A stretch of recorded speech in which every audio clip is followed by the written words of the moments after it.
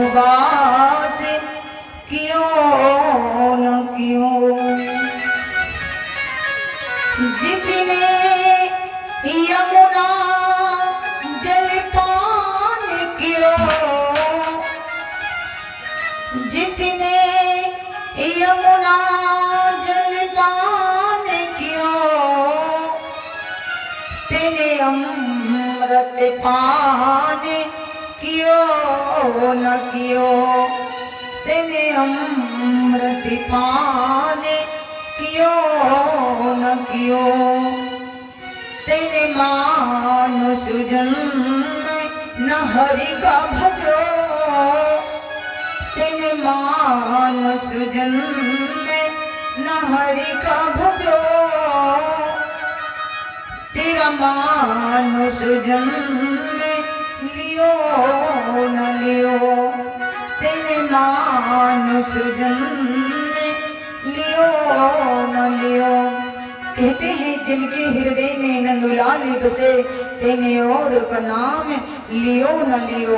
अगर हृदय में रघुनंदन बसे हैं, हृदय में नंदलाल बसे हैं, तो तुम किसी का नाम भजो या ना भजो।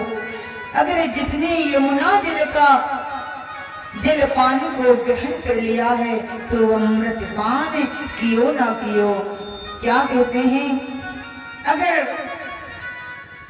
तेने मानुष जन्म पाकर के ना हरि का भजो, तो तेरा ऐसा मानुष जन्म पाकर के भी निरर्थक चला जाएगा, जीव जंतु पशु के सम्मान चला जाएगा।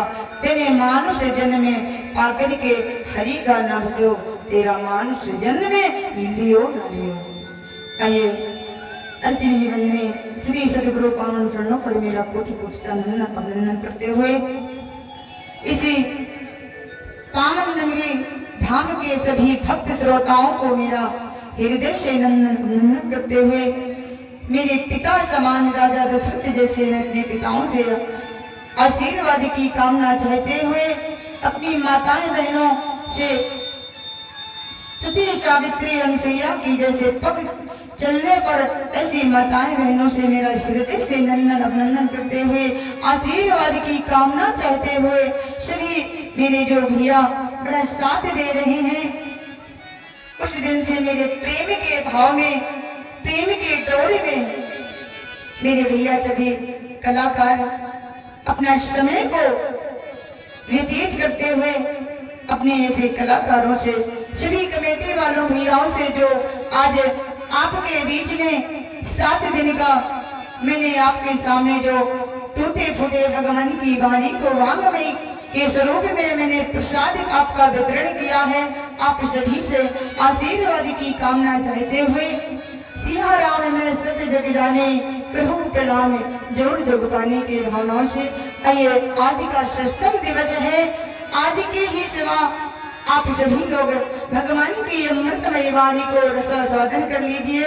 इसके पश्चात 1 वर्ष बाद आपके इसी धराधाम में हनुमान जी की कृपा होगी, तो आपका इस भगवान के चरणों का रसास्वादन कोई और के मुखारविंद से प्रसाद वितरण करें। कृपा अगर हनुमान की होगी तो हम ही देने देंगे। तो आइए प्रभु के 2 बार संकीर्तन करते हुए सभी लोग अपने मन वाणी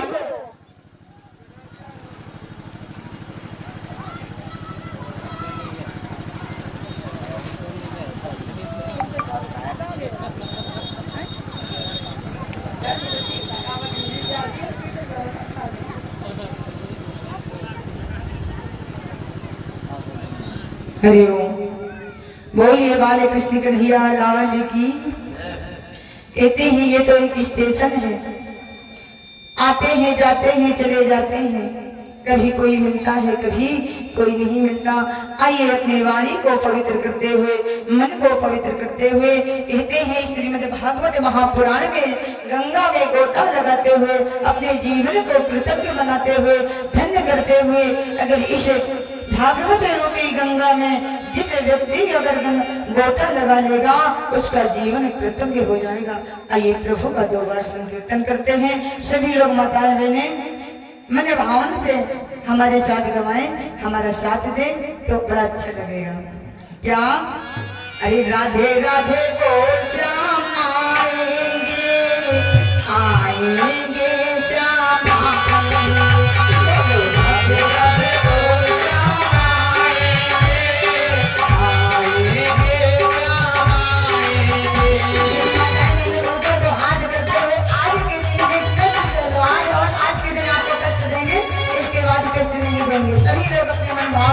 माताओं को कह नहीं कहते, भैया लोगों को, दादाओं लोगों को भी कहते हैं क्या?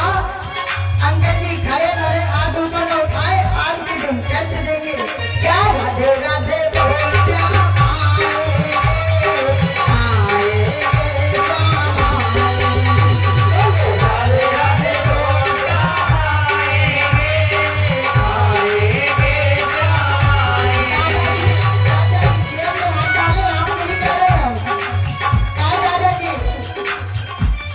राधे राधे बोल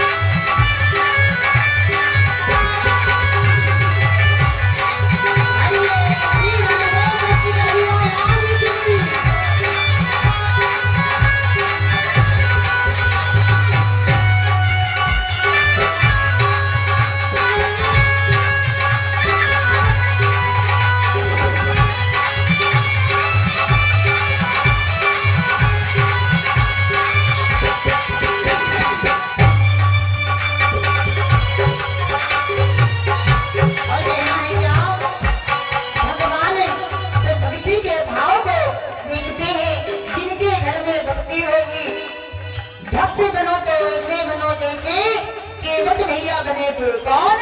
केवट भैया बने थे, सबरी बनी थी, माई मीरा बनी थी।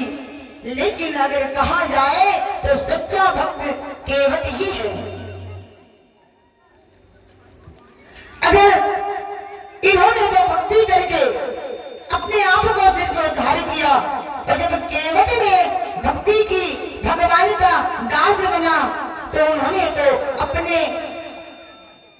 अपने आप को, अपने पूर्वज को, अपने पितर को और स्वयं भगवान के तीनों लोगों के चरणों को, चरण पादिका को धुल करके सबका उद्धार कर दिया। अगर भक्त बनो तो केवट जैसे बनो, अन्यथा भक्त तो सभी हैं, लेकिन अपने आप को उद्धार करते हैं। तो क्या?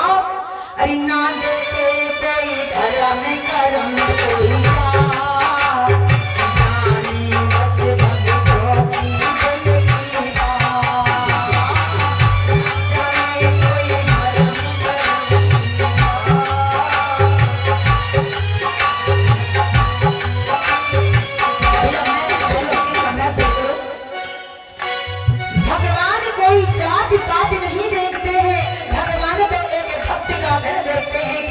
भक्त क्या है, कौन जाते हैं, किन जात में मेरा लेकिन भगवान को भाव के भूखे हैं।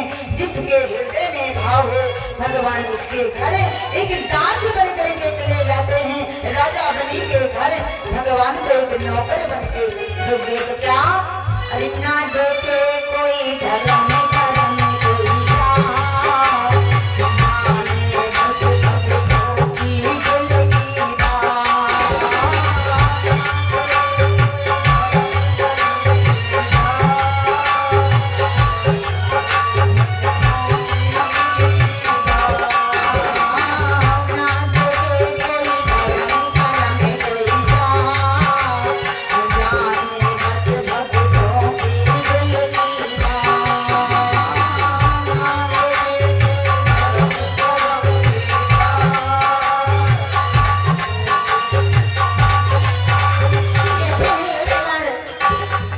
भक्त ने कहा कि भगवान एक ब्राह्मण के घर जाते होंगे, भगवान उसके घर जाते होंगे जहाँ प्रतिदिन पूजा होती है, प्रतिदिन 2 अगरबत्ती जलाई जाती हैं, प्रतिदिन स्नान होता होगा, भगवान उसके घर जाते होंगे। लेकिन कहा गया है क्या सबरी कोई ब्राह्मण थी क्या? भगवान तो सबरी के घर में झूठे बेर खाने चले गए थे। भगवान भाव के भूखे हैं। अजामिल गरिका अजामिल को जानते हैं? परीक्षित की गरिका और अजामिल कौन थे? समय के अनुसार क्षमा चाहते हैं, समय के अनुसार गरिका और अजामिल की कथा को आपको विस्तार नहीं। आप लोग जानते हैं गरिका और अजामिल कौन थे? काय भैया कोई तो बता दो करो, 4 साल से कथा सुनना तो कुछ याद नहीं रखते होगा, कम से कम उन्होंने बताया होगा गरिका और अजामिल क्या है ना? गरिका अजामिल के भगवान उद्धार किया है, गज और ग्राहे को भगवान ने उद्धार किया है। भक्त और ध्रुव प्रहलाद को तो सब कोई जानते हैं। भगवान ने 56 प्रकार का भोजन त्याग दिया, किसका? दुर्योधन का। लेकिन विदुर के घर केले के छिलके खाए हैं।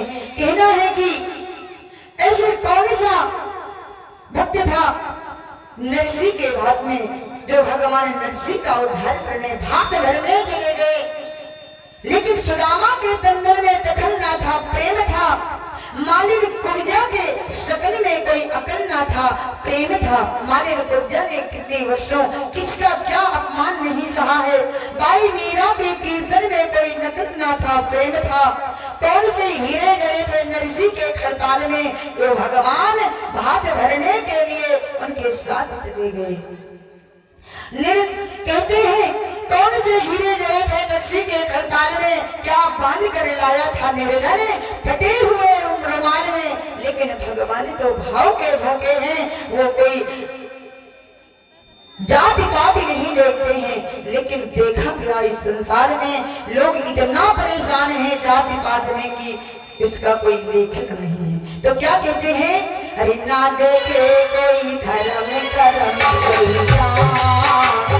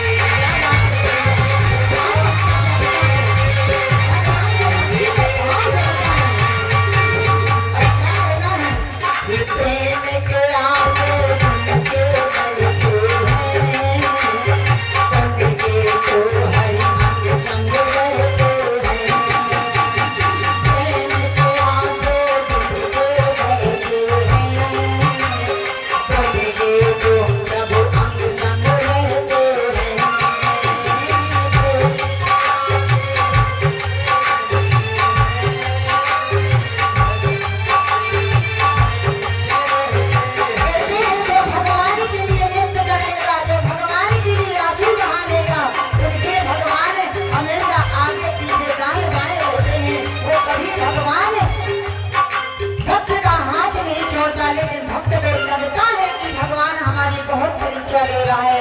आज हम बड़े बुरी स्थिति में हैं, लेकिन भगवान कहते हैं कि स्थितियां परिस्थितियां, एक बात ध्यान देना, कहते हैं कि परीक्षा उसी की होती है जो वो पढ़ना चाहेगा। क्यों चाचा? परीक्षा पेपर उसी के होते हैं वो जो पढ़ना चाहेगा, और जब पढ़ना नहीं चाहेगा तो उसका पेपर नहीं होगा, फेल पास होटर नहीं है।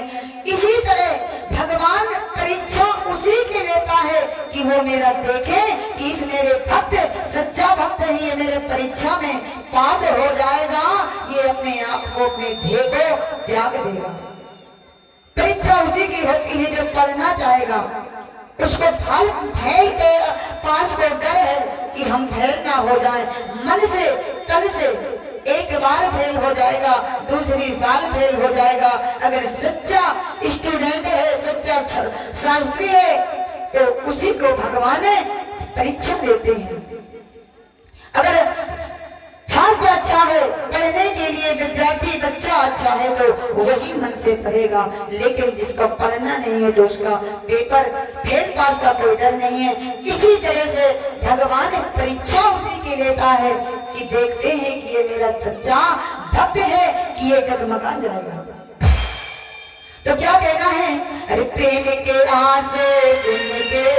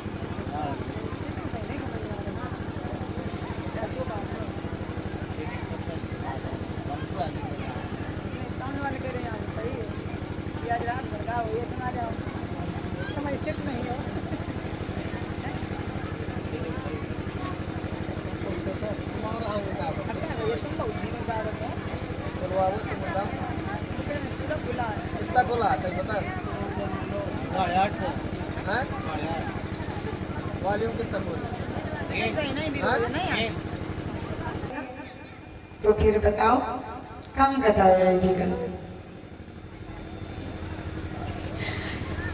चोरी ना करो भाई। कुछ दिन से देख आज तो लाइट समय है, आपका मुक्त होना है, चोरी ना करो।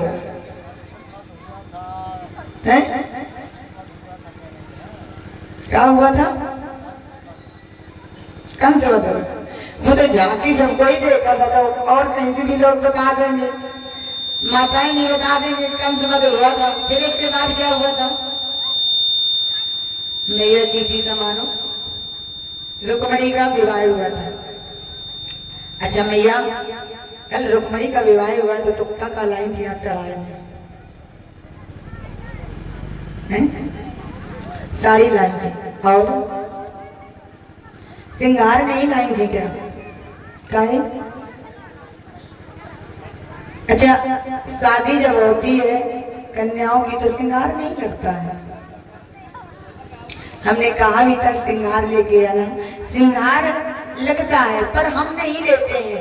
आप लोग चाहे 500 के लाना, चाहे 20 के लाना, चाहे 10 के लाना, रुक्मणी के चढ़ाव में श्रृंगार रखो, हम वही श्रृंगार आपको वापस कर देते हैं। बड़ी भाग्यशाली होती हैं वो स्त्रियां, बड़ी सौभाग्यवती होती हैं वो स्त्रियां जो रुक्मणी के चढ़ाव में अगर अपना श्रृंगार, हम एक भी नहीं रखते हैं। हमारे पास यहाँ से जाएंगे दूसरी कथा लगी, वहाँ से जाएंगे तीसरी कथा लगी, हम आपको वापस कर देते हैं। धन्य है आपकी बड़ी अच्छी माताएं हैं। हमने कहने के बावजूद भी आप लोगों को लगा कि अगर दीदी मंगा रही तो दीदी रख लेंगे, हमको जरूरत नहीं, हमसे कहा कोई ऐसी जरूरत ही नहीं पड़ती है। कहाँ भी था कि श्रृंगार लेकर के आया जाता है। रुक्मणी के ब्याह को सबको पता होता है कि श्रृंगार लगता है, लेकिन आप लोगों को लगा कि श्रृंगार ले जाएंगे 10-20 रुपए की तो दीदी रख लेंगे। कहाँ भी था, ऐसा नहीं। परसों के दिन हम बीच में रोक करके कहा था कि मैया रुक्मणी को शादी में विवाह में अब आप लोग तो जानती होंगी, काय भाभी नहीं जानते हो, श्रृंगार लगता है, आप लोग भी सजते समझते हैं। तो वो श्रृंगार अगर आप लोग यूज कर लेंगे, हम एक भी चीज नहीं रखते, जो जिसका आएगा तो हम सबको बुला करके दे देते हैं। हम भी जानते हैं कि अगर कोई श्रृंगार लाएगा तो श्रृंगार उनको भी उम्मीद होती है। पर चलिए कोई बात नहीं है, अच्छी बात है अगर आज ले आए, क्योंकि देखो जो गरीब होता है, ये तो श्रृंगार रुक्मणी का तो चलो ठीक है शादी में शामिल नहीं हुए हैं तो, लेकिन गरीब के साथ तो शामिल हो ही सकते हैं, नहीं हो सकते? अच्छा, गरीब के साथ शामिल कौन हो सकता है? बने बने के चेहरे में लाखों निशान होते हैं, जब बनी बिगड़ जाती है तो दुश्मन हजार होते हैं। आज तो भगवान सुदामा जी के साथ खड़े हो जाना। सुदामा जी की पत्नी को सुशीला को साड़ी वस्त्र गहना लगते हैं। कहीं कहीं तो रुक्मणी में चाहे कोई ना लाए, लेकिन दुख में जरूर लाते हैं। सुदामा की पत्नी के लिए बहुत लोग दानचू समझता है, ये भाव होता है, ये भाव होता है। और चावल तो वैसा है कि कोटा में मिलत है फ्री फैंड के, काय भैया ना चावल तो लेने करियो, अब कितने वो भी इतने फ्री फैंड को मिलते हैं। कम से कम सुदामा जी के लिए इतने ले आओ कि वो लड़का बच्चे को तो एक टाइम खिला ले। 4 बच्चे थे उनके, हैं तो चावल तो आज लाई हो भैया, फिर क्योंकि कोटा में मिलते हैं फ्री। परीक्षित जी आप कितने लाए हो? परीक्षित जी तो कह रहे थे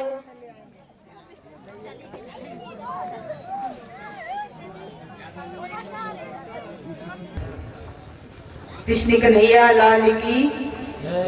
तो चलिए कोई बात नहीं है, पर भाव अच्छा होना चाहिए। आप लोगों का भाव इतना अच्छा है कि मन से समय से सुनने आ जाते हैं, लेकिन शाम के निकल जाते हैं जल्दी, वो भी काम है। हमारे परीक्षित जी तो कह रहे थे हम 10 कुंटल 10 तस्वीर तो लाएंगे कम से कम सुदामा जी के लाएंगे। सामने का कोई दिक्कत नहीं, इतनी जरूरत नहीं है। सिर्फ एक टाइम से खाने के लिए ले आइए, वहाँ की तो जाहिर है द्वारकापुरी में आज उनका एक नहीं दो लोगों को निर्माण होगा। तो ये तो देखा है कि आज माताएं बहने बड़ी खुश हैं, चावल लेके आई हैं, कोई बात नहीं है। लेकिन ये दुख में जरूर शामिल होना चाहिए, सुख में शामिल हो या ना हो, लेकिन दुख में साथ। दोस्त की परिचय, दोस्त की पहचान, मित्र की पहचान एक बुरी स्थिति में ही पहचानी जाती है। ये भाव होना चाहिए, आप सभी लोग जानते हैं। लेकिन चलिए आज आपकी बारी नहीं है, आज भैया लोगों की बारी है दोस्त के साथ। अच्छा, कल रुक्मणी और भगवान कन्हैया का विवाह हुआ। रुक्मणी कन्हैया का जब विवाह होता है, आज कन्हैया बड़े धूम से भगवान रुक्मिणी के साथ विवाह किया। इसके बाद कन्हैया का दूसरा विवाह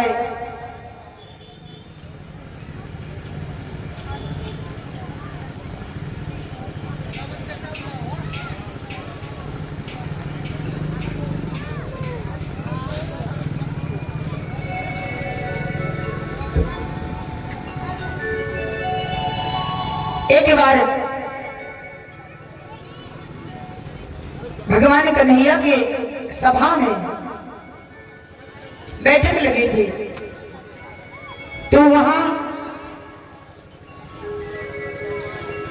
सत्यजीत महाराज भी, उनकी एक ऐसी सोने की चैन थी, तो एक बार पहन करके गए। उस मणि से अगर दिन में पूजा करो, उस मणि से रोज का 8 भार सोना निकलता था। क्या 8 भार सोना निकलता था सत्यजीत के पास। बड़े प्रतापी राजा थे, बड़े राजा थे। 8 भार उनके मणि निकलती थी। तो एक बार कन्हैया ने कहा सत्यजीत से मजाक करते हुए कि ये मणि आपके गले में शोभा नहीं दे रही है। दूसरे राजाओं ने कहा कि ये मणि तो भगवान द्वारकाधीश के गले में शोभा देगी। सत्यजीत को तो लगा कि इनकी नजर नियत हमारी मणि में है, कोई बात नहीं। भगवान की सभा संपन्न हुई।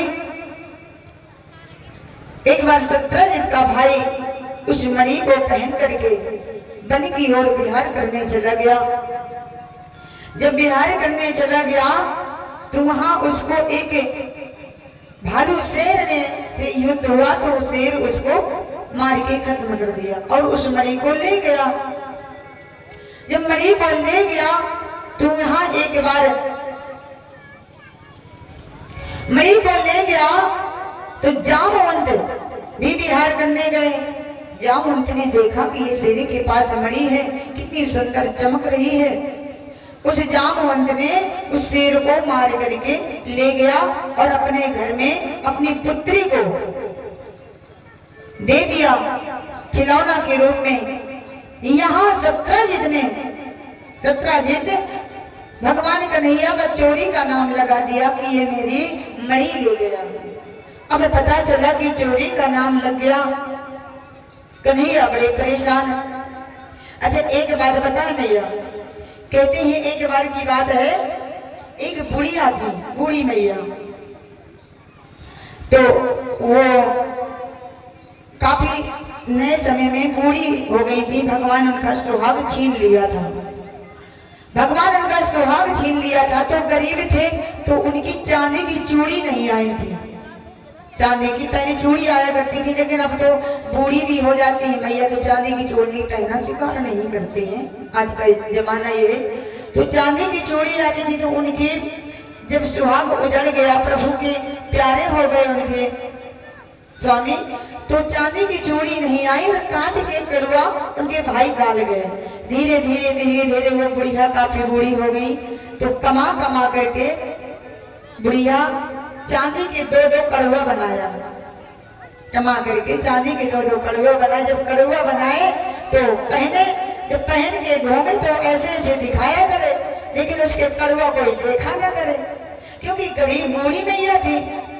तो लोगों को ये लगे कि ये रोल्ड गोल्ड के कंगन है पहने हैं, तो वो दिखाया करे, लेकिन उसका कोई टोका नहीं कि हाँ बड़ी मैया, बड़ी अम्मा, तुम चांदी के चूड़ा बनाए हो। बहुत परेशान हो गई। 8-10-12 दिन खोरों में बीच में फिरा करे कि कम से कम हमें कोई तारीफ करे, क्योंकि चांदी की कड़ुआ बेचारी मेहनत से बनवाया था।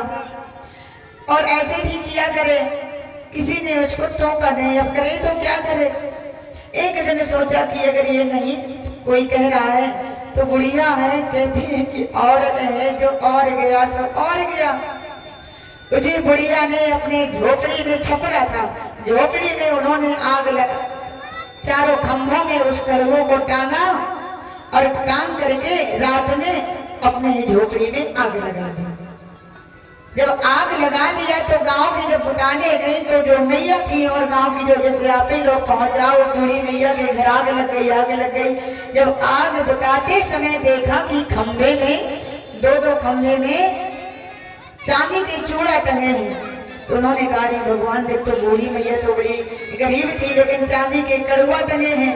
उन्होंने लिया तो वो कहा, बूढ़ी मैया ने कहा कि राणा यही कंगना अगर पहले देख लेते तो अपनी घर में आग क्यों लगाते हैं? जिस कारण मैंने आज अपने आयुष्मान भव बेटा अस्तु चिरंजीव हो वो बढ़िया आग लगा लिया। जब माताएं बहने कंगन देखा आग लगाने गई तो कहा कि ये चांदी की कड़ुआ है, अगर हम नहीं देखते तो चांदी के कड़ुआ चले जाते। तो बूढ़ी मैया ने यही कहा कि राणा यही कंगन जब मैं दिखा रही थी तब देख ली थी तो मैं अपने घर में आग क्यों लगाती। ये माताओं का स्वभाव होता है। हम बताओ ऐसा ना करना, कोई नई साड़ी पहने तो उसको जरूर देख लो। हम भी देखते, हम यहाँ मंच से बैठे जरूर है लेकिन हमको लगता है कौन भाभी अच्छी साड़ी पहन के आई है, कौन भाभी, क्योंकि मन है, ये मन है। नहीं कहते तो क्या हुआ, कहते हैं ये मन बड़ा चंचल है कैसे तेरा भजन करो। ये मन बड़ा चंचल है, भगवान को भजन नहीं करने देता है। जितना इसे समझाऊं जितना इसे समझाऊं उतना ही मचलता है। जितना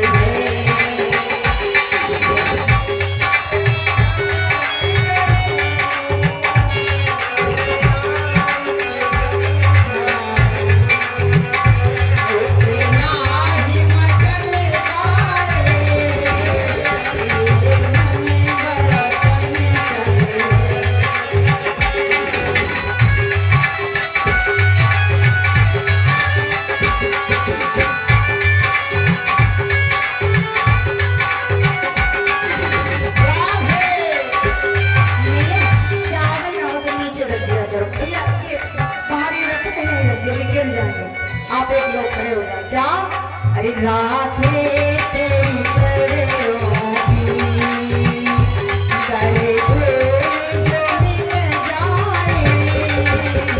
राधे तेरी चरणों की करे फूल जो मिल जाए।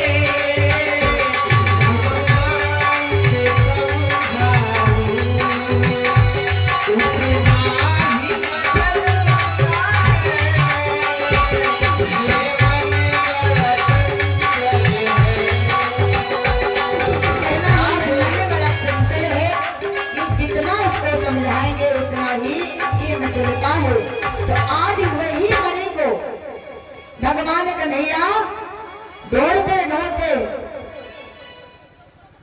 देखो तो कितना अच्छा भाव है आज माताओं बहनों का। कहे मैया रोज का बदला आज ही बेचारे, देखो कितना अच्छा भाव है।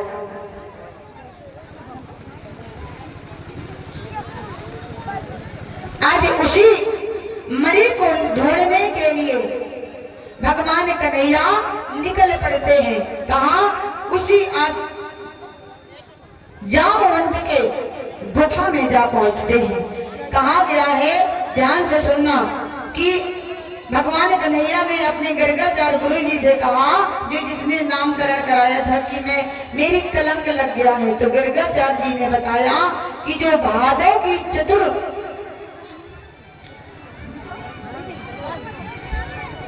बताया, भगवान कन्हैया ने गर्गाचार्य जी से कहा कि मेरे कलंक लग गया है, मैं इस कलंक को कैसे छुटाऊं। गर्गाचार्य जी ने बताया, जो भादव की चतुर्थी आती है, अगर उस चतुर्थी को चंद्रमा में तुम्हारी नजर पड़ जाएगी तो कलंक लग जाएगा। कलंक का मतलब झूठा दोष लग जाएगा, ऐसा कलंक लगेगा कि उसको निर्दोष भी होगे तो तुम दोषी ठहराओगे। पर ये चीज को मैंने भी आजमाया है। अगर पढ़ा तो देखें कि बात सच है कि झूठ है, लेकिन ये सच्चाई है। अगर भगवान हमारी परीक्षा लेता है तो भक्त भी भगवान की परीक्षा जरूर लेता है। ये सच्चाई है, भक्त की सच्चाई है। लेकिन भगवान के चरणों का दास बन करके तो रहो। भगवान भी परीक्षा लेते हैं अपने भक्त की, ऐसी कोई बात नहीं है।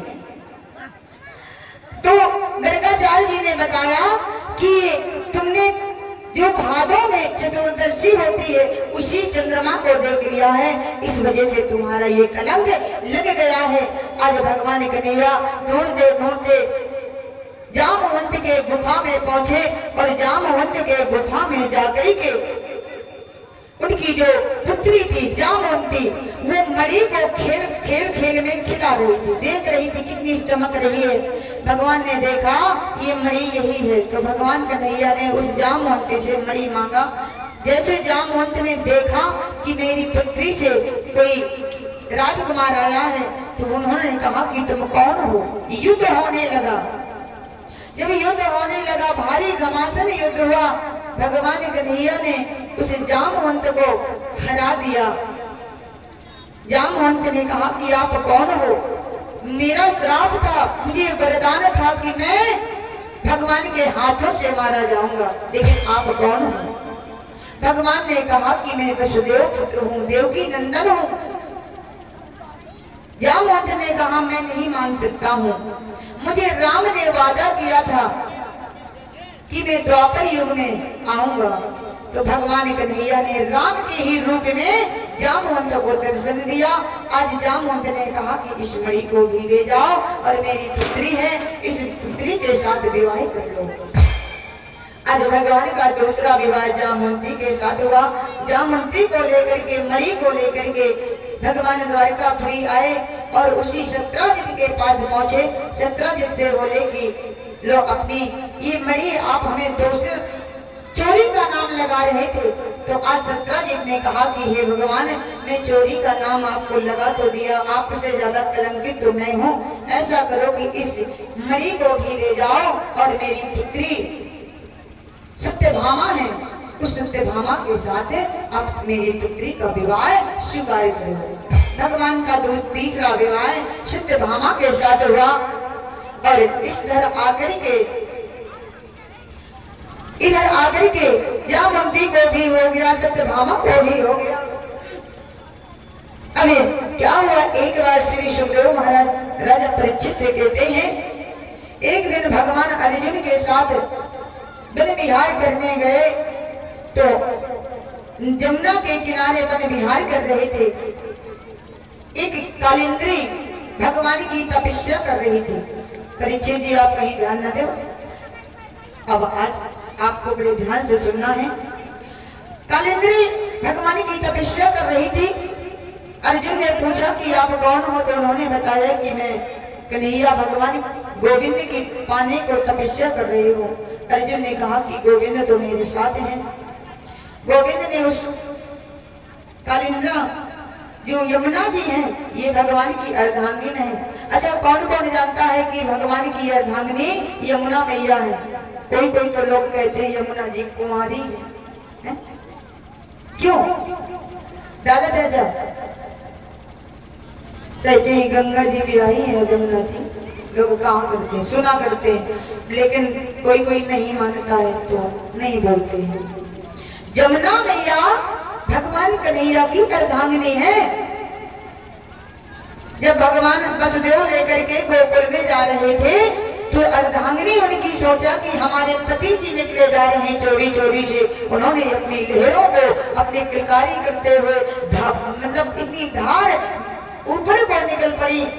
तो भगवान ने कहा कि हमारी यह अर्धांगिनी बिना हमारे चरणों को स्पर्श करे हमको जाने नहीं देगी। यमुना में यह कुंवारी नहीं है, और ये मैं भी नहीं कहती हूँ, मैं इसकी पढ़ी हुई पुराणों की लिखी हुई बता रही हूँ। लेकिन लोग बहुत जानते हैं कि यमुना मैया कुंवारी है, कुंवारी नहीं है।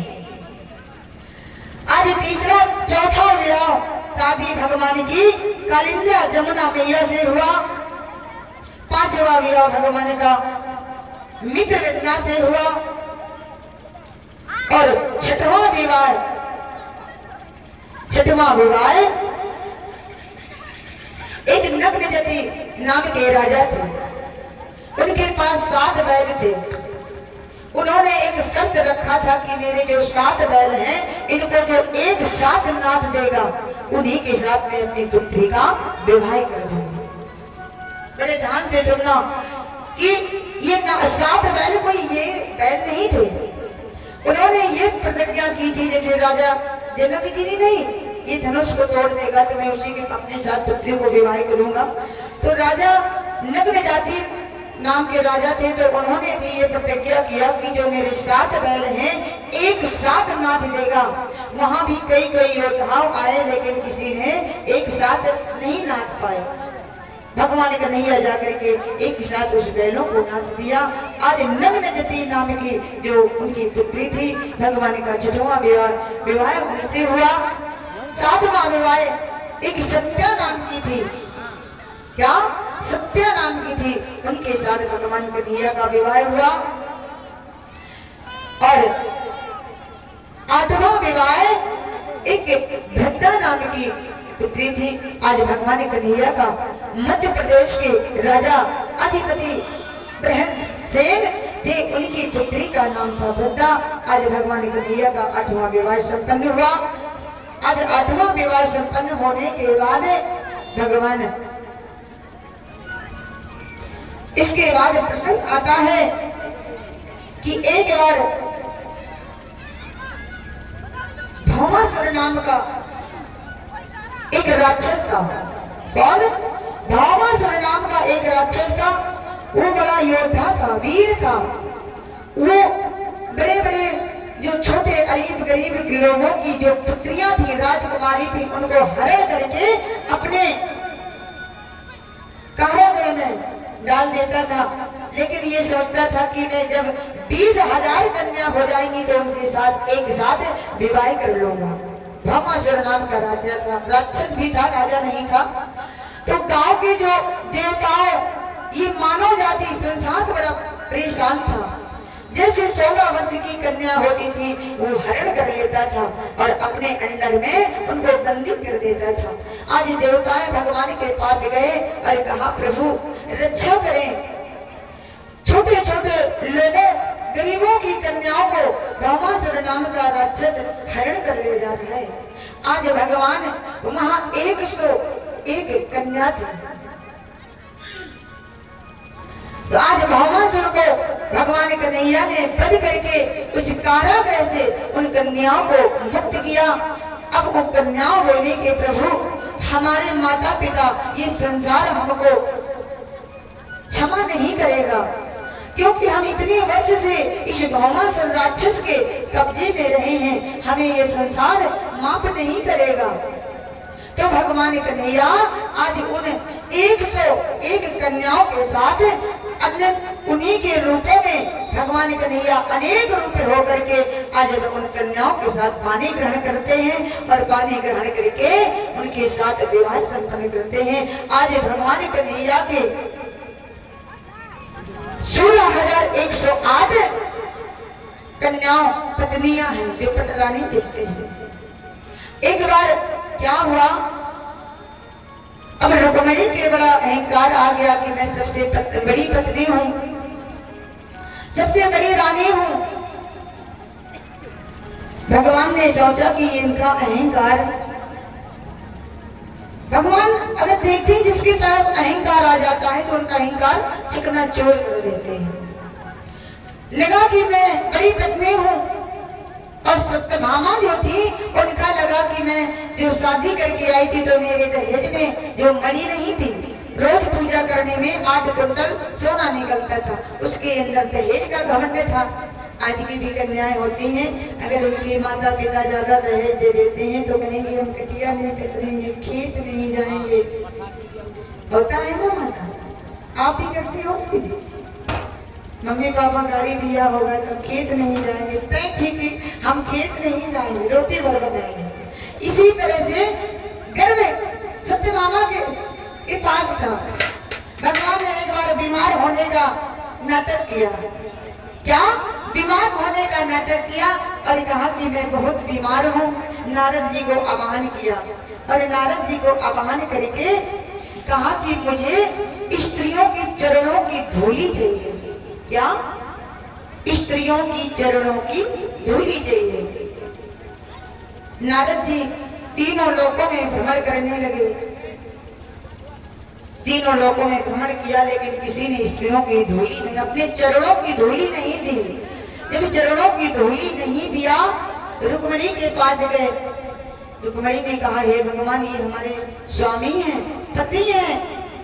मैया, एक तो माताएं बात करने बहुत आती हैं। रुक्मिणी के पास गए, कहा कि भगवान बहुत ज्यादा बीमार है, उनको दवा चाहिए, तो तुम्हारे चरणों की धूली दे दो तो वो ठीक हो जाएंगे। रुक्मिणी बोली, मेरे दीनानाथ है, हमारे स्वामी है।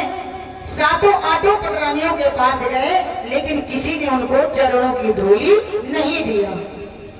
आज भगवान, अच्छा, रुक्मिणी कहती थी कि हम इनकी सेवा करते हैं, हम इनकी रात दिन सेवा करते हैं, लेकिन भगवान हाय राधे हाय राधे हाय राधे, ये राधा रानी कौन है? और इसी रेस में ईर्ष्या करते थे कि ये राधा रानी कौन है। हम इनकी रात दिन कपड़ा धोलें, उन्ना धोलें, रात में सेवा करें और भोजन बनाएं, लेकिन हमारे कभी नाम नहीं लिया, लेकिन हाय राधे ये राधे कौन है? तो भगवान ने सोचा कि चलो हम इनको राधा बता ही दें कि राधा है कौन। इसीलिए आज भगवान ने बीमार होने का नाटक किया और कहा, जाओ मुझे स्त्रियों के चरणों की धूली दे लाके लाओ, तभी मुझे बीमारी मेरी ठीक होगी। आज नारद जी ने आठों पटरानियों की चरणों की धूली मांगा, लेकिन आठों पटरानियां नहीं देंगे, दिया धूली। अब आज नारद जी वृंदावन आते हैं। कहाँ? वृंदावन आते हैं।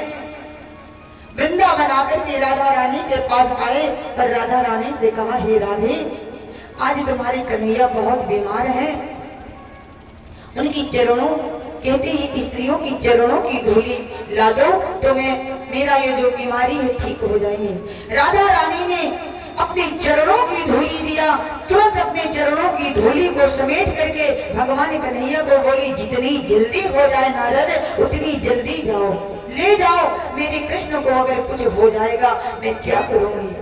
आज ये एक गाना बना है, हकीकत में यही गाना बना है। राधा ने अपने चरणों की धूली दिया और कहा, जितनी जल्दी हो जाए पहले कन्हैया के मस्तक में लगाओ, खिला दो। तो राधा कहती हैं, भगवान कहते हैं, राधे तेरे चरणों की, ये गाना बना है, राधे तेरे चरणों की गर धूल मिल जाए, राधे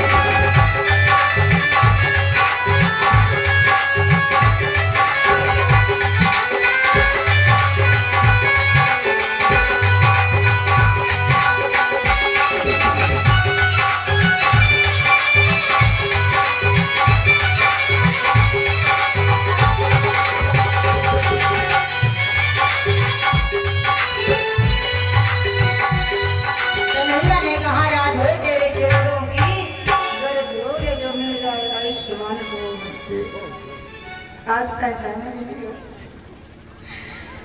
तो कहा ये गाना भी वहां बना है कि राधे तेरे चरणों की गलत भूल जो मिल जाए।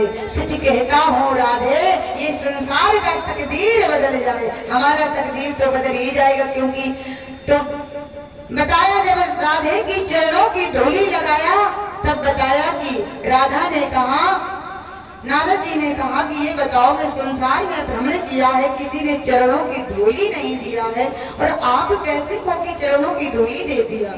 तो राधे ने कहा कि उनकी जगह मेरे चरणों में नहीं है, मेरी जगह मेरी उनके चरणों की जगह है, उनकी जगह तो मेरे ही नहीं, उनकी जगह मेरे हृदय में है, उनकी जगह क्या चरणों में है क्या?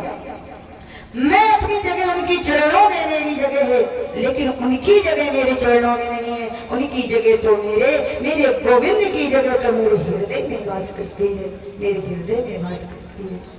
लोग कहते हैं चरणों की धूली भगवान को कैसे दे दे, ऐसा कहीं कुछ नहीं है, उन्होंने संसार की नारियों को बताया हृदय में जगह रखो, क्या तुम्हारे पैरों में वो जगह देंगे क्या? आज रुक्मणी ने हाथ जोड़ करके विनती किया प्रभु, फिर भी एक बार विश्वास नहीं हुआ रुक्मणी को। चलो धूल दे दिया तो क्या हुआ, लेकिन ऐसा मुझे फिर भी डाउट हुआ। तो एक बार क्या हुआ कि रुक्मणी जी ने भगवान कन्हैया को गर्म दूध पिला दिया। ये प्रसंग तो शायद सुना ही होगा। गर्म दूध पिला दिया, धोखे में लाती थी तो कुछ ऐसा सामने रखा था तो चढ़ेटा लग करके वो दूध भगवान कन्हैया के ऊपर गिर गया। जब फैल गया तो कन्हैया को तो कुछ नहीं हुआ, लेकिन राधा रानी का शरीर भस्म हो गया, जल गया, झुलसा पड़ गए। एक बार जब इंद्रप्रस्थ में पांडु यज्ञ कर रहे थे, परीक्षित जी आप ध्यान से सुनिए, परीक्षिताएं जी का ध्यान देने पढ़ने तो, क्योंकि वो देख रही कि आज कौन सी मैया साड़ी वस्त्र कितना अच्छा पहन करके आई, उनका ध्यान को देखने दो। लेकिन आप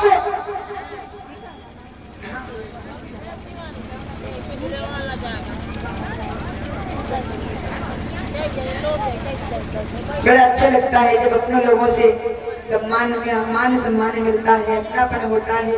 कहते हैं यही एक धरोहर है, गैरों से तो कहीं जाते हैं तो सम्मान तो ऐसे गद्दी में बैठे हैं तो सम्मान तो मिलता है, लेकिन जब अपनों से सम्मान मिलता है, अपनों से अपनापन मिलता है, तब लगता है कि वो धरोहर की तरह वो बड़ी है। तो राधा रानी का शरीर बिल्कुल जल गया। मैया परीक्षिताएं अंती जी सुनना ध्यान से, तुम चाहती हो को परीक्षित जी को कि नहीं? ऐसा तो नहीं है कोई कंफ्यूज हो। मैया आप चाहती हो को कंफ्यूज तो नहीं है।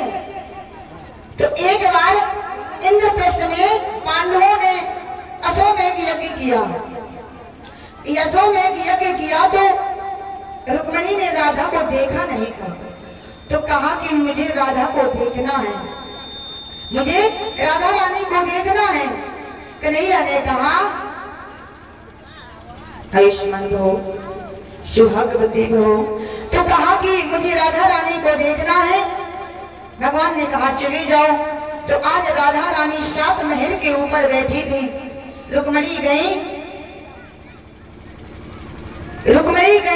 पहले जब द्वार पर गई तो उनकी दासी पहरे में खड़ी थी। रुक्मणी उन्हीं को प्रणाम किया। वो दासी तो जानती ही थी कि राधा रुक्मणी है, भगवान कृष्ण कन्हैया की अर्धांगिनी है, पत्नी है। तो उन्होंने कहा नहीं नहीं नहीं, हम दासी की दासी की दासी की दासी हैं, यानी 7वां दासी है। वो दासी इतनी खूबसूरती थी कि रुक्मणी सोचा कि यही राधा रानी है। दूसरा द्वार पर गई तो प्रणाम किया, बोली नहीं नहीं, हम दासी की दासी हैं। तीसरे चौथे पांचवें छठवें में घूम गई, एक से एक दासी तेज चमकती हुई जैसे रुक्मणी बोली हे भगवान, ये दासी इतनी तेज है, दासी इतनी खूबसूरत है, तो राधा रानी कितनी ना होगी। लेकिन जब सातवां द्वार पलट पर गई तो राधा रानी बिल्कुल जली हुई, फुलके पड़े हुए राधा रानी व्याकुल लेके थी। रुक्मणी पहुंची, राधा रानी का तेज उतनी दूर से चमक रहा था। राधा ही कृष्ण है, कृष्ण ही राधा है, राधा अलग नहीं है, ठीक। लेकिन तो रुक्मणी ने कहा, हे भगवान ये इतनी तेज है। तभी से भगवान कन्हैया इनको हाय राधे, हाय राधे, हे राधे। रुक्मणी ने देखा तो राधा जली थी, पूरा शरीर उनका जला था। रुक्मणी ने पूछा कि हे राधे, प्रणाम किया। रुक्मणी ने राधे को प्रणाम किया है। आपके भी भैया के तो उसे प्रेम करते हो तो प्रणाम कर दिया करो, ठीक। तुमसे ज्यादा गुण बेटाई हो तो लड़े ना पहुंच जाएगा उनके घर। आज के युग में तो कसम से फौजदारी हो जाए। कह भैया प्रेम प्रेम करते हो तो बता दिया करना। आज राधा रानी को देखते हुए रुक्मणी ने प्रणाम किया, नतमस्तक किया और पूछा कि ये आपके शरीर में ये जलन कैसे। तो राधा ने कहा कि हे दीदी, ये जो उस दिन आपने कन्हैया के द्वारकानाथ के जो जला हुआ दूध गिर गया था, ये वही ये छलके हैं मेरे शरीर में पड़े हैं। रुक्मणी को होश भूल गया। हे भगवान, कन्हैया को तो कुछ नहीं हुआ। आज राधा रानी ने कहा ये राधा ही तो कृष्ण है, कृष्ण ही तो राधा है। ये हमारा शरीर ये दिखने में सूक्ष्म अलग है, लेकिन ये आत्मा है, ये आत्मा एक है। शरीर दिखने में अलग है, ये आत्मा एक ही है। भगवान ने बताया कि पत्नी एक समाज की गठबंधन होती है, साथी ये समाज की गठबंधन होती है। और जो प्रेम होता है वो दो दिलों का एक, दो शरीर का एक दिल होता, दो दिलों की एक आत्मा होती है। लेकिन प्रेम करो, प्यार न करो। प्रेम और प्यार में अलग रिश्ता होता है। प्रेम भगवान ने किया था, लेकिन कहा भाभी कहती होगी देखो दीदी बैठे बैठे भैया लोगों का भड़का रही है।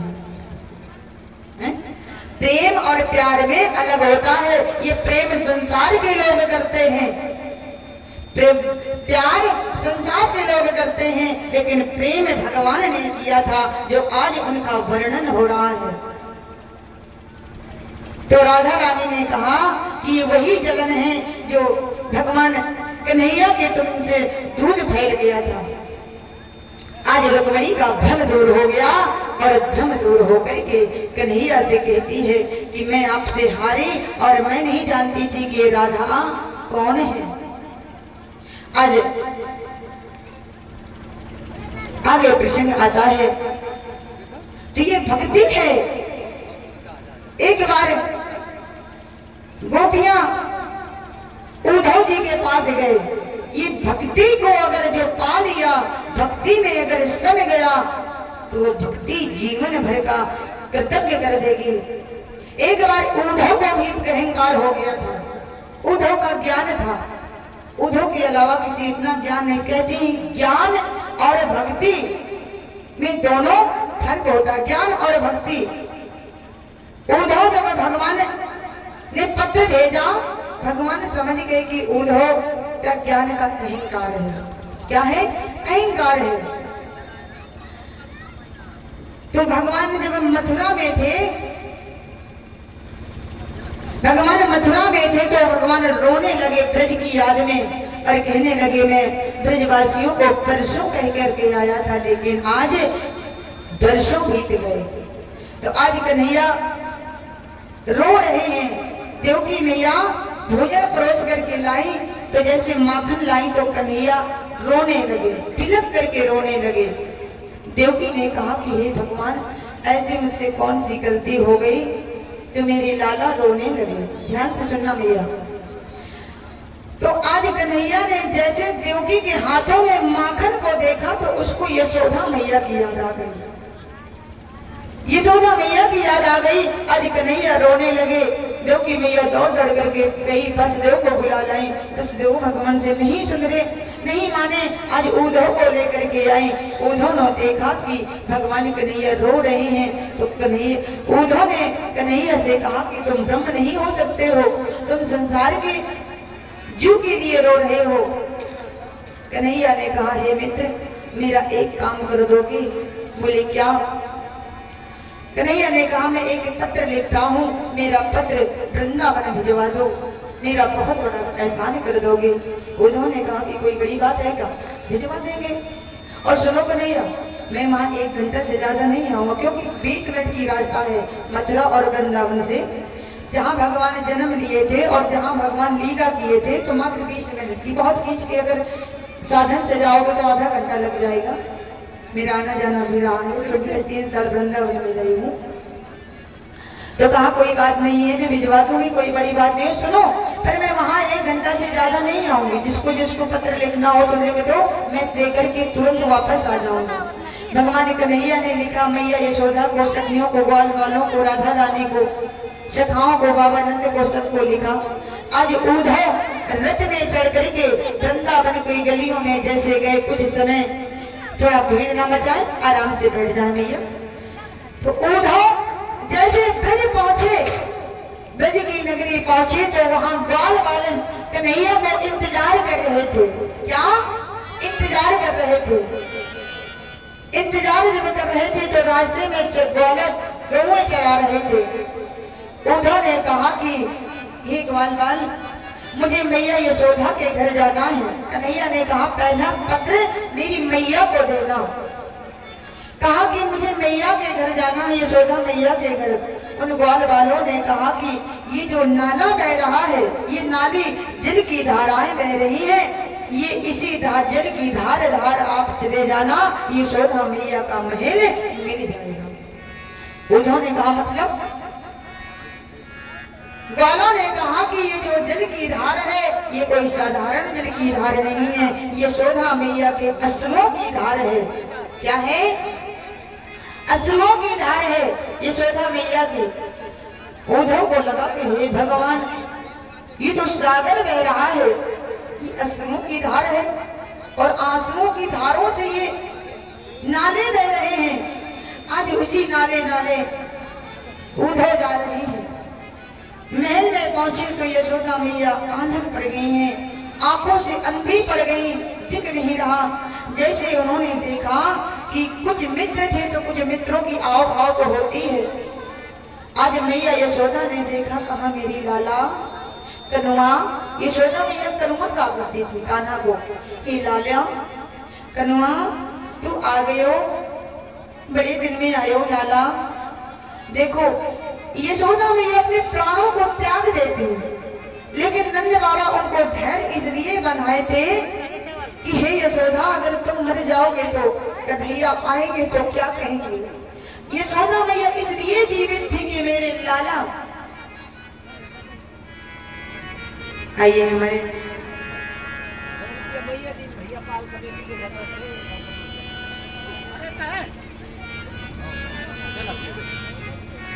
यशोदा मैया इसलिए जीवित थी कि मेरे लाला जब आएगा तो उसको माखन कौन खिलाएगा। अगर मेरा लाला आ जाएगा तो मैं नहीं देखूंगी तो मेरा लाला बेहाल पड़ जाएगा। यशोदा मैया इस कारण जीवित थी। तो यशोदा मैया बहुत पहले प्राणों को त्याग देती। आज यशोदा मैया को देखा, और जब यशोदा मैया ने उसे उद्धव को झनकार को देखा, अरे लाला तू आ गयो, बड़े दिन में आयो लाला, माखन रखो है लाला मैं लाऊं को। लेकिन उद्धव शांति, बिल्कुल शांति मन से कुछ अपने मन की बात नहीं कर पा रहे हैं। आज उद्धव ने पत्र दिया, मैं इनसे क्या कहूं। नंद बाबा ने पत्र पढ़ा। आज उद्धव जाकर के सखाओं के पास पहुंचा, सखाओं को कृष्ण कन्हैया को पत्र दिया। और कृष्ण कन्हैया को पत्र देकर की राधा रानी सखियां जहां निधि वन में। आचार्य जी भैया हमारी बात सुनो, झांकी तैयार हो गई है? अच्छा झांकी सुनो तैयार हो गई है? 10-20 मिनट लगेंगे, थोड़ा समय से। आज पहुंचे सखियों के पास। सखियां बैठ करके बातें कर रही थी, चर्चा कर रही थी। एक सखी कहती है कि अरे सखी, आज कन्हैया मेरे सपने में आया था, आज मेरे ददिया को लूट रहे थे। अरे सखी, एक सखी कहती है मेरे कन्हैया तो मेरे सपने में चीख चुरा रहे थे। ऐसे आपस में बात कर रही हैं। तो सखियां कहती हैं वो बड़ा छलिया है, उससे प्रीत करके बड़ा पछता रहे हैं।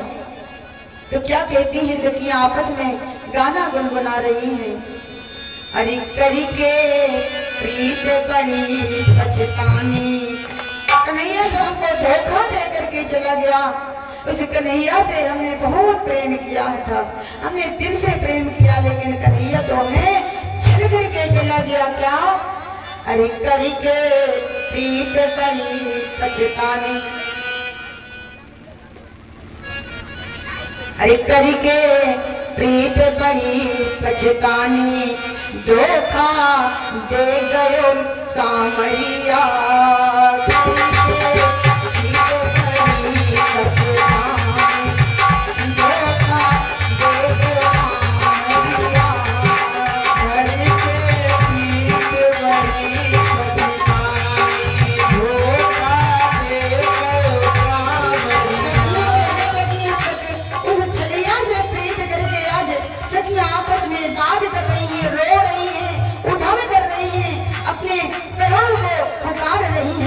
कन्हैया, कहीं तेरी रात हमको मिलेगी।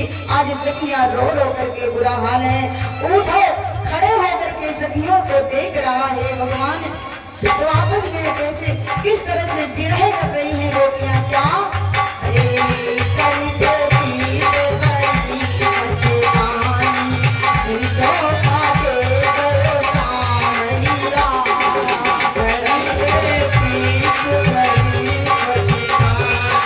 करके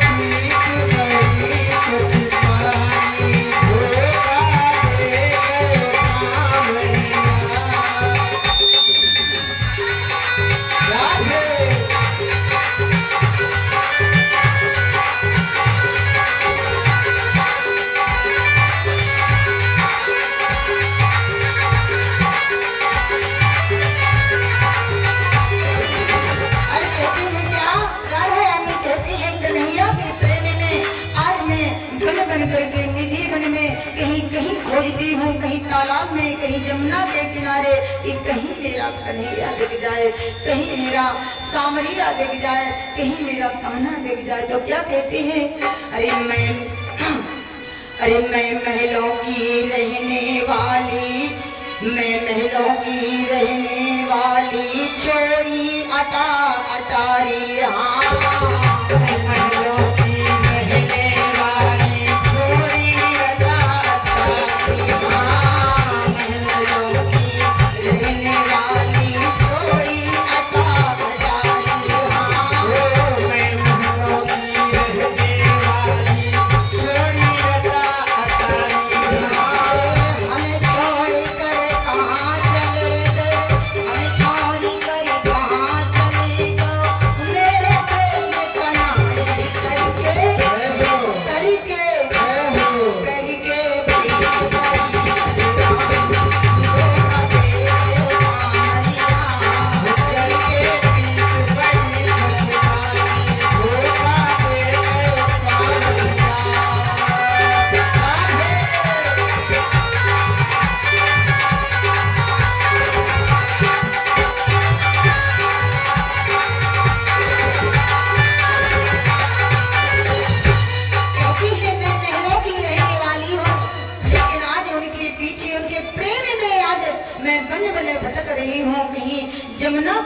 द्वार ढूंढ रही हूँ, कहीं मैं निधि वन में ढूंढ रही हूँ, कहीं प्रेम मंदिर के पीछे ढूंढ रही हूँ, कहीं गोकुल में ढूंढ रही हूँ, कहीं उस गलियों में जहाँ एक चीर चुराते थे, माखन चुराते थे।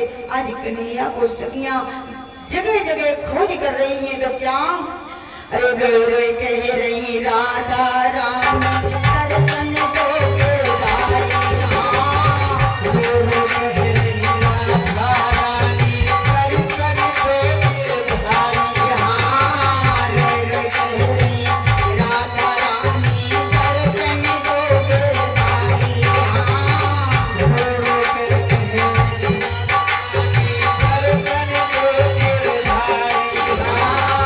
मैंने तुझे आस लगाई, मैंने तुझे आस लगाई, कौन आयो री रोए रोए रोए करके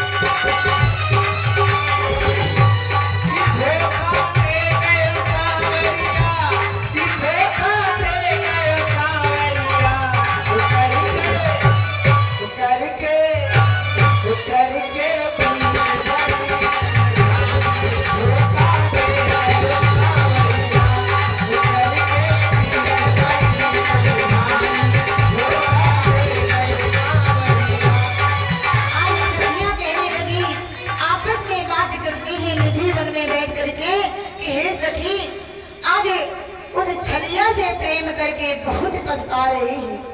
सखी आपस में बात करती हैं, हे राधे हमारे सपने में आज कन्हैया माखन चुराने आए थे। एक सखी कहती हमारे सपने में आज कन्हैया गौओं के साथ चराने जा रहे हैं। राधा रानी कहती है धन हो सखी, क्या धन हो सखी, भाग है किस्मत वाली हो जो तुम्हारे के सपने में भगवान कन्हैया आते हैं। धन हो सखी जो तुम्हारे सपने में कन्हैया आते हैं। सखिया ने कहा क्यों तुम्हारे सपने में नहीं आते? तो राधा ने कहा कि जब मुझे नींद ही नहीं आती तो मुझे सपना क्या आएगा। राधा ने कहा धन्य हो सके कि तुम्हारे सपने में कन्हैया तो आते हैं, लेकिन सखियों ने कहा राधे तुम्हारे सपने में नहीं आते, तुम्हारे तो प्रीतम प्यारे थे, प्रीतम प्यारे थे। तो राधा ने कहा कि जब से कन्हैया गए हैं तो मुझे नींद नहीं आती, तो मेरे सपनों में क्या आएंगे। तो सखियां कहती हैं कि अरे राधे ये नींद नहीं आती तो क्या हम कोई वैद को बुला लाएं, हम कोई वैद को बुला लाएं, तुम्हारा हाथ देख ले, तुम्हारा नब्ज देख ले, तुम्हें नींद नहीं आती। ये सब उद्धव बात सुन रहे थे और उद्धव ने सोचा हे भगवान, कृष्ण कन्हैया को गए तो वर्षों बीत गए, राधा रानी कह रही कि मुझे नींद नहीं आती तो मेरे सपने में क्या आएंगे। सखियां कहती हैं कि क्या हम कोई वैद बुला लाएं तो तुम्हें नींद आने लगे। तो आज राधा रानी कितने सुंदर शब्दों से कहती है क्या, अरे सखी मुझे इस संसार के वैद क्या मेरा नब्ज देख लेंगे। अरे नब्जिया वैद क्या जाने, क्या कहती है इस संसार के वैद, अरे नब्जिया वैद क्या जाने, मुझे दिल की बीमारी है, मुझे दिल की बीमारी है।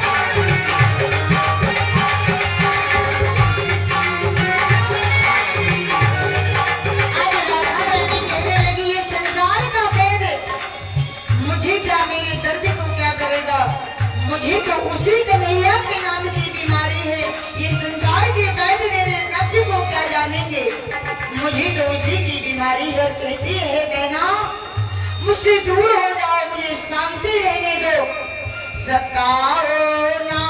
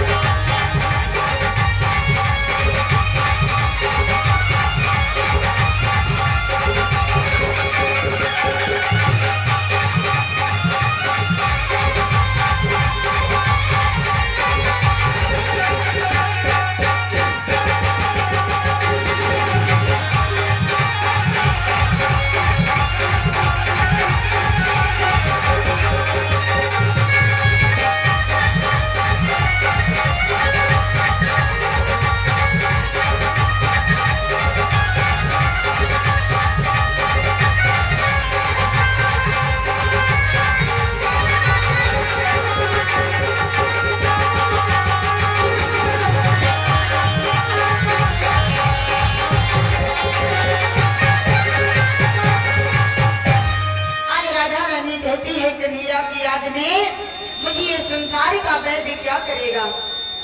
आज उद्धव ये सब बात सुन रहा था। उद्धव ने कहा, हे भगवान, कन्हैया को तो गए वर्षों बीत गए, लेकिन राधा रानी ने कहा, राधा रानी ने कहा कि मुझे नींद ही नहीं आती है। हे भगवान, मैं तो इनके चरणों की धूली के लायक भी नहीं हूं। आज भक्ति, राधा रानी के अंदर इतनी भक्ति है, वृंदावन में इतना प्रेम है, वृंदावन में इतना नर्मता है कि जो वृंदावन में जाएगा, कहते हैं कि अगर आगरा के पागल खाने में चले जाओगे तो वहां से ठीक होने की संभावना है। अगर हृदय मन से अगर वृंदावन जाओगे तो वहां से कन्हैया के प्रेम में पागल होने होकर के बचकर आने में संभावना। भाव लेकर के जाओ, ब्रज में इतनी भक्ति है। एक बार कहते हैं, उद्धव ने सोचा कि हे भगवान, मैं राधा के चरणों का दास तक नहीं हूं। उद्धव को आज ज्ञान हुआ और ज्ञान होकर के समझ गया कि ये भक्ति में मैं अपने ज्ञान को वहीं से उद्धव ने चकनाचूर कर दिया और राधा रानी की धूली को, पैरों चरणों की धूली को प्रणाम किया और प्रणाम करके पत्र कैसे दूं, जैसे तैसे गया। राधा रानी के चरणों पर मस्तक प्रणाम किया और राधा रानी को खत दिया। आज उद्धव जाते हैं, मथुरा जाते हैं और मथुरा में कहते हैं कन्हैया से, अरे कन्हैया, मैंने तेरे अलावा मैंने निर्दयी कहीं संसार में नहीं देखा। कन्हैया, तू इतना निर्दयी है, इतना तेरे अंदर कठोर है। कन्हैया ने कहा, क्यों? कहा कि इतना ब्रज में जाकर के देखो क्या हलचल मची है, आंसुओं की धाराएं बह रही है।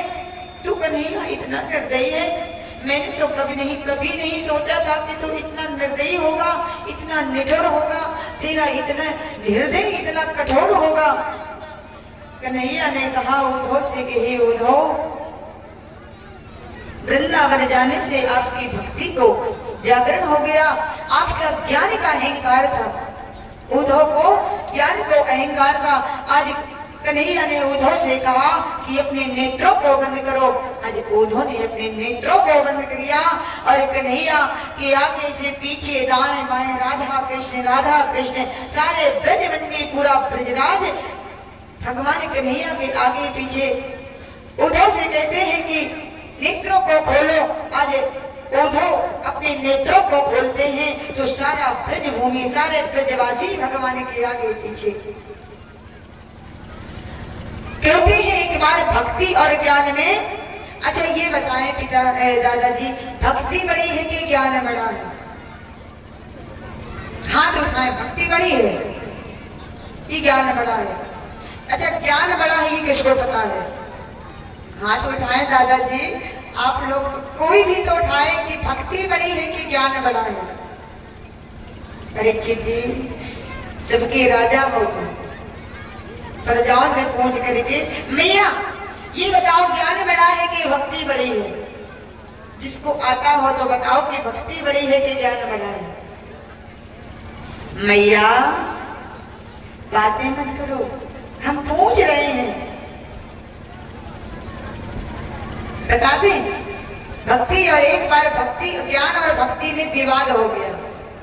बड़ी सुंदर बात है, आपके हृदय में चुभने की बात है। परीक्षित जी तुम ध्यान से सुनो, प्रसादी बांटने के लिए और कोई को दे दो। आप अगर डिस्टर्ब होते हैं तो आपसे ज्यादा हम डिस्टर्ब हो जाते हैं, क्योंकि कथा आपको भी सुना रहे हैं।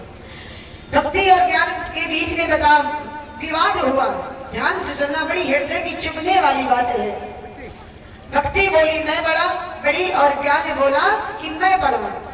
आपस में विवाद हुआ। जब आपस में विवाद हुआ तो देवताओं के पास गई दोनों निपटारा कराने।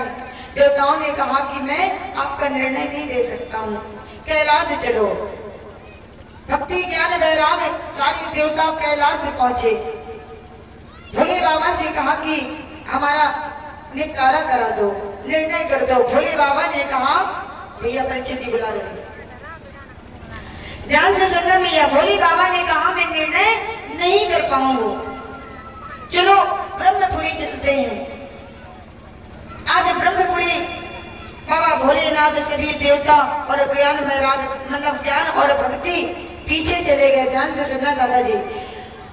ब्रह्मपुरी में ब्रह्मा जी ने कहा कि मैं भी आपका निर्णय नहीं कर पाऊंगा। विवाद काफी बढ़ गया ज्ञान और भक्ति में, काफी विवाद बढ़ गया।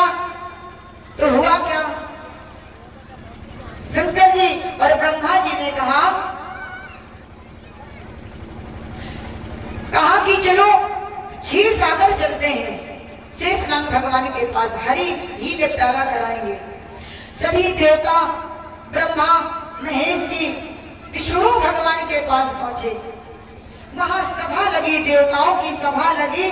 और जब सभा लगी तो भगवान से शेष नारायण श्री हरि से कहा गया कि किस लिए, पूछा कि आप किस लिए आए हो। तो भक्ति और ज्ञान ने कहा कि हमारे बीच में ये बात है। बताया देवताओं ने कि इनका विवाद ये है कि ज्ञान कहते हैं कि मैं बड़ा हूँ, भक्ति कहती है मैं बड़ी हूँ। तो भगवान श्री हरि विष्णु जी ने पहले ज्ञान को बुलाया। किसको? ज्ञान को बुलाया। दादाजी हमारी बात समझ में आती है? आप सब लोगों को समझ में आती जाए तो भूखा भरते जाओ तो हमें भी लगे कि ठीक है। विष्णु भगवान ने पहले ज्ञान को बुलाया और ज्ञान से नमस्कार किया, प्रणाम किया, नमस्कार किया और कहा, आसन दिया बगल में, मुझे बताओ। तो ज्ञान से भगवान ने कहा, हरि ने कहा कि देखो तुम ज्ञान, तुम तो मेरी जान हो। ज्ञान से कहा कि तुम तो मेरी जान हो, तुम्हारे बिना ये मार्ग नहीं चल सकते हैं। भाई ज्ञान नहीं होगा तो कैसे मार्ग चलेंगे? सही है कि झूठ है? ज्ञान तो होना चाहिए। ज्ञान अगर नहीं है तो इस मार्ग को हम कैसे चुन पाएंगे? भक्ति का मूल नीचे हो गया। भक्ति सोची कि मैं बेकार विवाद कर बैठी। ज्ञान से कहा कि तुम मेरी जान हो, अगर तुम नहीं होगे तो मार्गदर्शन नहीं हो सकता। तुम नहीं होंगे, तुम्हारे बिना मार्गदर्शन नहीं हो सकता। ज्ञान को बड़ा अहंकार हुआ। इसके बाद ज्ञान को एक साइड किया, भक्ति को बुलाया। सुनना ध्यान से बात, भक्ति को बुलाया। आज भक्ति को मुंह नीचा हो गया। जब भक्ति को बुलाया गया तो भक्ति को भगवान ने दंडवत प्रणाम किया, नतमस्तक किया भक्ति को। ज्ञान जब आए तो नमस्कार किया, ज्ञान जब आया तो नमस्कार किया, आसन दिया। जब भक्ति आई तो भगवान ने दंडवत प्रणाम किया, नतमस्तक किया और भक्ति से कहा, हे भक्ति तुम तो मेरी प्राण हो, प्राण, मैं तेरे बिना एक पल नहीं रह सकता हूँ। भक्ति तेरे बिना मैं एक पल नहीं रह सकता हूँ। अगर तू मुझसे दूर हो जाओगे तो मेरी प्राण चली जाएंगे। तू मेरी आन मान शान है, तू मेरी सब कुछ है। हे भक्ति तेरी ही कारण मैं भक्तों के घर दास बन करके रहता हूँ। भक्ति तेरी ही कारण, तेरी ही कारण मैं क्या क्या नहीं मुझे करना पड़ता। भक्ति तू जिसके हृदय में विराजमान हो जाएगी उसका मैं दास बन जाऊंगा, मैं प्रभु होकर के दास बन जाऊंगा। ज्ञान को नीचा मोह हो गया। आज भक्ति से कहा, भक्ति तेरे बिना मैं एक पल नहीं रह सकता हूँ। जहाँ तू होगी वहाँ मेरा निवास जरूर होगा। हे भक्ति, भक्ति ही शक्ति है, भक्ति ही मुक्ति है, भक्ति ही तुलसी है, भक्ति ही सीता है, भक्ति ही राधा है और भक्ति ही शक्ति है। भक्ति ही भगवान की मोक्ष है, भक्ति ही मुक्ति है। भक्ति करोगे तो मोक्ष पा जाओगे। आज ये भक्ति ही है जो 7 दिन से व्रत किए धारण किए रहते हैं। भक्त नहीं होते। जिसका ज्ञान होता कि भागवत कुछ नहीं है तो ज्ञान नहीं आ बैठने देते। ज्ञान तो एक पागल होगा, उसको भी अपना भरेगा ज्ञान होगा। होगा कि नहीं होगा? एक शराबी जाता होगा, पागल बंदा होगा, उसको भी अपने लिए भी ज्ञान होगा। भक्ति हर एक के हृदय में जा नहीं सकती है। क्यों परीक्षित जी? सत्य की झूठ है। भगवान ने ने कहा भक्ति तेरे ही कारण मैं बलि के घर नौकर पहरा बन के दिया, द्वारपाल बना। भक्ति तेरी ही कारण विदुर के घर में साग और भाजी खाई। भक्ति तेरी ही कारण मैं गणिका के घर गया। भक्ति तेरी ही कारण मैं किसको क्या बताऊं। कहते हैं अरे भक्ति के बद में है भगवान, क्या भक्ति के बद में है भगवान। अरे भगत बिना मैं कुछ भी नहीं हूँ, भगत बिना मैं कुछ भी नहीं हूँ। भगत है मेरी जान, भगत के बस में है भगवान, भगत के बस में है भगवान, भगत के बस में है भगवान।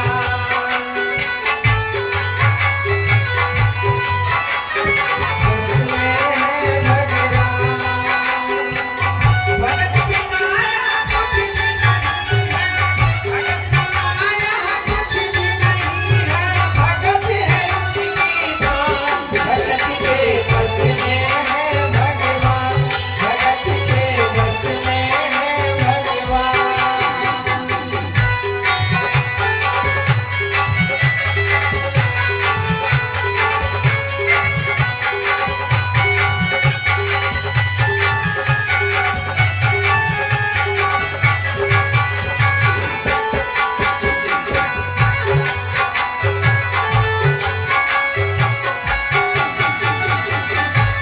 भगत के बस में है भगवान, भगत के बस में है भगवान, भगत के बस में है भगवान।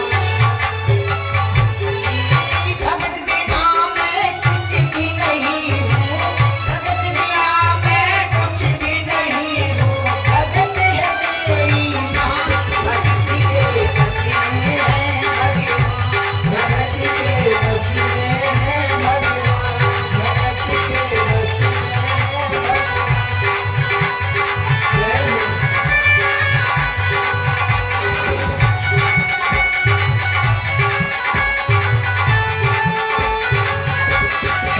भगवान। प्रबल प्रेम के पाले पड़ गए, प्रभु का नियम बदलते देखा और अपना मान चले जाए, भक्त का मान न टलते देखा। प्रबल प्रेम के पाले पड़ के प्रभु का नियम बदलते देखा, अपना मान टले जाए पर भक्त का मान न टलते देखा। भक्त के मान को नहीं टलने देते हैं प्रभु भगवान। भक्त का अगर अपमान होता है तो उन्हीं का अपमान है। द्रौपदी का अपमान हो रहा था, द्रौपदी ने कहा था हे कन्हैया मेरा तो क्या है, मैं तो पहले से हार चुकी हूँ। मेरे 5 पति ने मुझे पहले से बाजी लगा दिया था, मेरा तो क्या है, मैं तो पहले से हारी। तू जाने तेरा काम जाने। तो कन्हैया को जब ये शब्द कहा कि तू जाने तेरा काम जाने, मेरा तो क्या है, मैं तो पहले से हार चुकी हूँ। कन्हैया ने चीर की इतनी ढेर लगा दिया था कि दुशासन इतना बड़ा योद्धा खींचते परेशान हो गया था। तो आज कहते हैं भगवान अपने भक्तों के लिए कई रूपों में लेकर के आते हैं। अच्छा लोग कहते हैं भगवान नहीं है, भगवान लोग कहते हैं नहीं है। तो इसीलिए जब भगवान इस धरातल में आते हैं कई रूप लेकर के आते हैं। हिरण्यकश्यप भगवान ने प्रहलाद को इतना परेशान किया, उसको वरदान मिला था नास्त्र से मरो, ना दस्त से मरो, ना कोई पशु से मरो, न मानव से मरो, न ऊपर मरो न नीचे मरो। लेकिन भगवान ने ऐसा रूप धारण किया कि ना मैं नर हूँ ना नरसिंह हूँ, नर हूँ ना मैं कोई पशु हूँ। लेकिन उन्होंने 2 रूप लेकर के आए थे। तो ये भगवान को भक्त का उद्धार करने नहीं आए, कई रूपों में तो आए हैं। क्या जरूरत थी भगवान को बनाए भगवान का रूप लेकर के, क्या जरूरत थी? हिरण्याक्ष ने पृथ्वी को ऐसे मत्स्य के रूप में रख आए थे, छिपा आए थे। भगवान को क्या जरूरत थी कि सूअर को रूप लेकर के आते, बनाए भगवान को रूप लेकर के आते। तो भगवान तो आज आगे आगे चलते हैं। एक बार क्या हुआ, एक तो झांकी निकाल लेते हैं तो माताएं बहनी सोचती हैं कि लीला सारा दिन हो गया, कथा विराम हो गई। झांकी आती है मैया, लेकिन इसके बाद होली होगी। और देखिए कहते हैं कि कथा हो चाहे आरती में पूजा में जाओ, जब तक आरती सुन करके नहीं जाओगे तब तक उसमें कोई वो नहीं होता। जो आज परीक्षित का मोक्ष होगा, होली होगी, आज के दिन समय दे देना। तो आज एक बार की बात है, सुदामापुरी, थोड़ा समय 5 मिनट करोगे। एक बार सुदामा जी बहुत परेशान थे, गरीब थे, सब कोई जानते हैं सुदामा चरित्र। तो शॉर्टकट में बता दें, कथा में वो जान बताती हूँ जो सबको आते हैं तो शॉर्टकट में ले जाते हैं। भाई आते सबको है ही, सुदामा चरित्र सभी कोई जानता। माताएं हमारी जानती हैं, देखो चावल की फुल्की लाए, ठीक, चावल इसलिए ज्यादा लाए हैं क्योंकि कोटा में मिलता है, तो फ्री भिंड का मिलता है, तो ले करके आ गई है। क्या भैया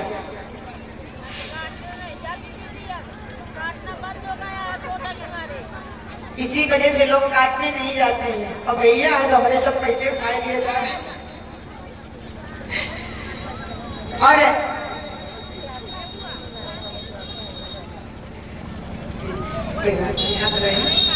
सुदामापुरी भगवान के मित्र थे सुदामा। अच्छा एक बात बताएं, सुदामा गरीब कैसे हुए थे? जानते हैं गरीब कैसे हुए थे?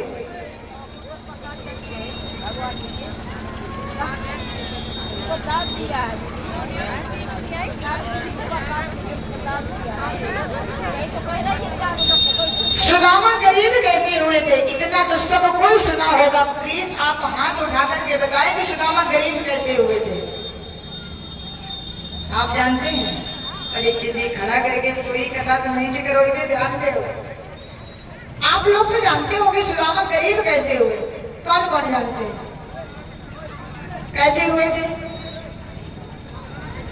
सुदामा गरीब, भैया थोड़ा शांति का परिचय दें, झांकी आ रही है, 5 मिनट झांकी फिरोगे, थोड़ा झुमका बना ले। सुदामा जी जाए तो उधर तभी तो आएंगे।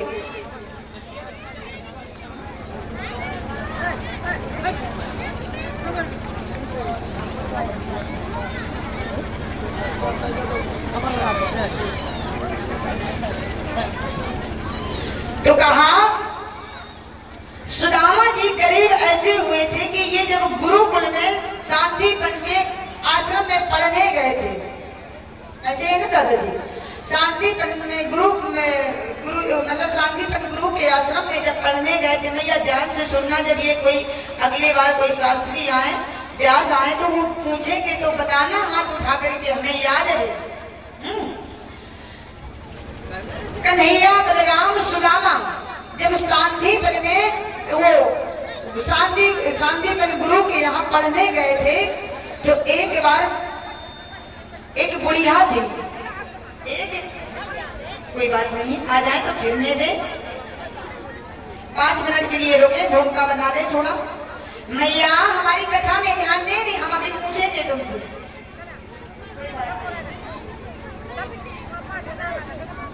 मैया हम सुनाए कि कथा सीधे निकाल दे, क्या करें, सुनाए?